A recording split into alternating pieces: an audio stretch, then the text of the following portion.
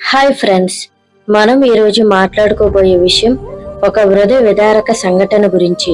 April 22న పెహల్గాంలో జరిగిన ఉగ్రవాది ఘటనలో 26 మంది అమాయక పర్యాటకులు ప్రాణాలు కోల్పోయారు. అసలు ఈ దాడి వెనుక ఎవరున్నారు? పాకిస్తాన్, ఇండియాకు, జమ్మూ కాశ్మీర్ కు మధ్య ఉన్న వివాదం ఏంటి? అసలు జమ్మూ కాశ్మీర్ ఎవరిది అనే విషయాలను ఈ వీడియోలో తెలుసుకుందాం. ఈ వీడియోని చివరి వరకు చూసి లైక్ చేసి, షేర్ చేసి, సబ్స్క్రైబ్ చేయండి. Let's get into video. Pahalgam అనేది జమ్మూ కాశ్మీర్ లోని ఒక అద్భుతమైన పర్యాటక కేంద్రం. దీన్ని మినీ స్విట్జర్లాండ్ అని కూడా పిలుస్తారు. ఇక్కడికి రోజు వందలాది మంది పర్యాటకులు వస్తారు. కానీ ఏప్రిల్ 22 మధ్యాహ్నం 3 గంటల సమయంలో ఈ స్వర్గసీమ ఒక్కసారిగా నరకంలా మారిపోయింది. పెహల్గాంలో ఉన్న పర్యాటకులపై ఉగ్రవాదులు అకస్మాత్తుగా కాల్పులు జరిపారు.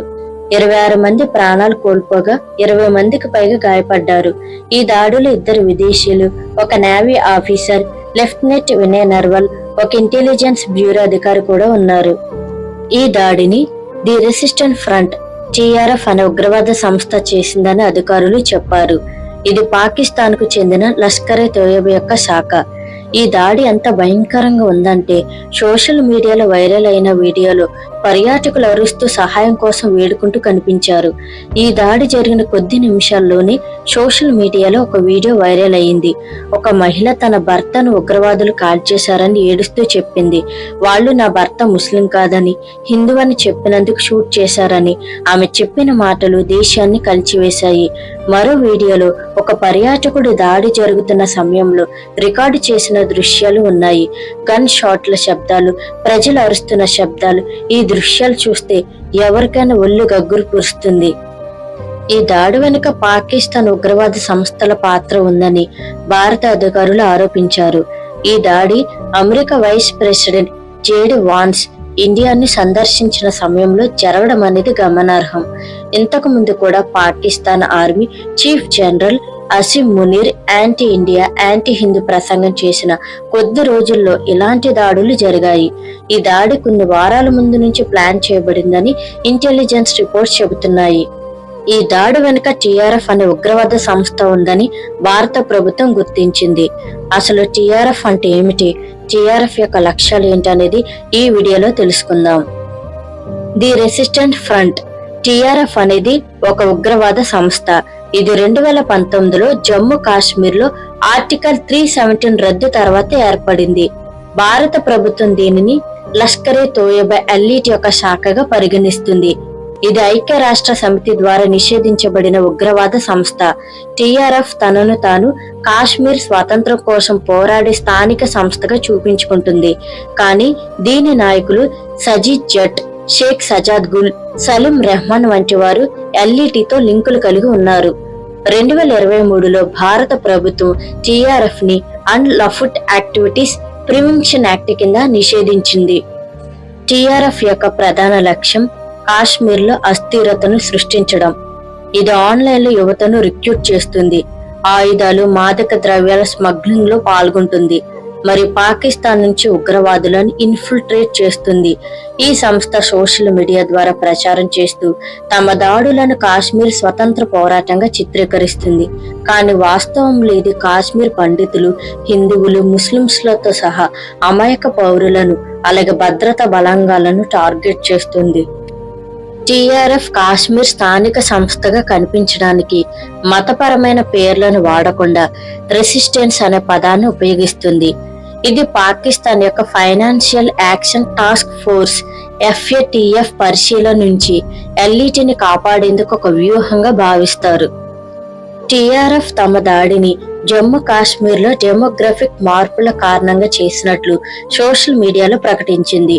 ఈ దాడి America vice president JD Vance భారత సందర్శన మరియు PM Modi Saudi Arabia trip సమయంలో జరిగింది. భారత్, పాకిస్తాన్ మధ్య 78 సంవత్సరాలుగా జమ్మూ కాశ్మీర్ గురించి వివాదం జరుగుతూనే ఉంది. అసలు జమ్మూ కాశ్మీర్ వివాదం ఏంటి, ఈ వివాదం ఎందుకు జరిగింది, దీని వెనుక చరిత్ర ఏమిటి అనేది ఇప్పుడు తెలుసుకుందాం. 1947లో బ్రిటిష్ ఇండియా విభజన తర్వాత భారత్ మరియు పాకిస్తాన్ అనే 2 దేశాలు ఏర్పడ్డాయి. ఈ విభజన మతం ఆధారంగా జరిగింది. హిందూ మెజారిటీ ప్రాంతాలు భారత్ లో, ముస్లిం మెజారిటీ ప్రాంతాలు పాకిస్తాన్ లో చేరాయి. కానీ జమ్మూ కాశ్మీర్ ప్రిన్స్లీ స్టేట్ కాబట్టి విభజనలో సమస్యగా మారింది. ఇక్కడి రాజు మహారాజా హరిసింగ్ హిందూ కాగా జనాభాలో 60% కంటే ఎక్కువ ముస్లింలు ఉన్నారు. హరిసింగ్ మొదట స్వాతంత్రం కోరుకున్నారు, కానీ పాకిస్తాన్ నుంచి గిరిజన దాడులు జరిగాయి.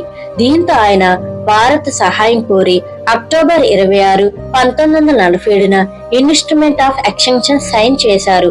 దీనితో జమ్మూ కాశ్మీర్ భారత్ లో చేరింది. పాకిస్తాన్ ఈ ఎక్స్టెన్షన్ ఒప్పుకోలేదు, దీనిని చట్ట విరుద్ధమని పిలిచింది. దీంతో 1947-48లో మొదటి ఇండో పాక్ యుద్ధం జరిగింది. ఐక్యరాజ్య సమితి జోక్యంతో యుద్ధ విరమణ జరిగింది. ఫలితంగా లైన్ ఆఫ్ కంట్రోల్ LOC ఏర్పడింది. ఇది జమ్మూ కాశ్మీర్ ను భారత్ మరియు పాకిస్తాన్ మధ్య విభజించింది. ఈ వివాదం వెనుక 5 ప్రధాన కారణాలు ఉన్నాయి. 1. మతం మరియు జాతీయత. జమ్మూ కాశ్మీర్ లో ముస్లిం మెజారిటీ ఎక్కువగా ఉండడం వల్ల పాకిస్తాన్ దీనిని తమ భాగంగా భావిస్తుంది. అయితే భారత్ దీనిని తన బహు సాంస్కృతిక లౌకిక గుర్తింపు భాగంగా చూస్తుంది. 2. భౌగోళిక ప్రాముఖ్యత. కాశ్మీర్ హిమాలయాలు ఉంది కాబట్టి ఇక్కడి నదులు ఇండస్ జీలం 2 దేశాలకు నీటి వనరులను అందిస్తాయి. ఇది హైడ్రో ఎలక్ట్రికల్ పవర్ మరియు వ్యూహాత్మక ప్రాముఖ్యత కలిగి ఉంది. 3. స్వీయ నిర్ణయాధికారం.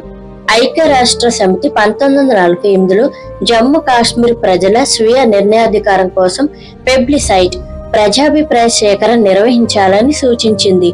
పాకిస్తాన్ ఈ పెబ్లిసైట్ ను డిమాండ్ చేస్తుంది, కానీ భారత్ దీనిని తిరస్కరిస్తుంది.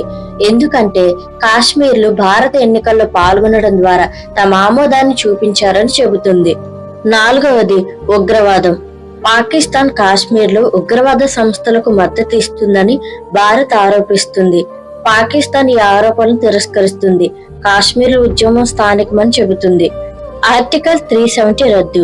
2019లో భారత ప్రభుత్వం ఆర్టికల్ 370ని రద్దు చేసి జమ్మూ కాశ్మీర్ స్వయం ప్రతిపత్తిని తొలగించింది.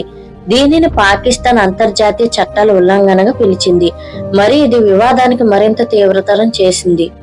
కాశ్మీర్ భారతదే అయినప్పటికీ పాకిస్తాన్ దీనిని చట్టవిరుద్ధమని హరిసింగ్ ఒత్తిడిలో సంతకం చేశాడని ఆరోపిస్తుంది.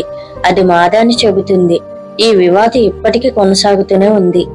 పాకిస్తాన్ భారత్పై దాడులు జరుపుతూ అమాయక ప్రజల్ని బలి తీసుకుంటుంది. పెహల్గాం దాడి వెనుక భారత్ది కూడా లోపం ఉందని చెప్పవచ్చు. ఎప్పుడు పర్యాటకులతో రద్దీగా ఉండే ప్రాంతాలలో భద్రత లోపం కూడా కారణమైంది. ఇతర దేశాలతో పోలిస్తే మన దేశంలో ఆర్మీ సైనికులు తక్కువనే చెప్పాలి. స్కూల్ లెవెల్ నుంచి సైనిక విద్యను ప్రవేశపెట్టి విద్యార్థుల్లో సైనిక అవగాహన కల్పించడం ఎంతైనా అవసరం. చాలా మందికి ఇండియన్ ఆర్మీ పట్ల అవగాహన లేక ఇండియన్ ఆర్మీలో చేరలేకపోతున్నారు. మన భారత్ లో బలమైన సైన్యం ఉంటేనే ఏ దేశం నుంచి దాడులు ఎదురైనా ధైర్యంగా ఎదుర్కోగలం. ఈ పెహల్గాం అటాక్ లో ప్రాణాలు కోల్పోయిన మన భారతీయ సోదరులకు నివాళులర్పిస్తూ ఈ వీడియోను ముగిస్తున్నా.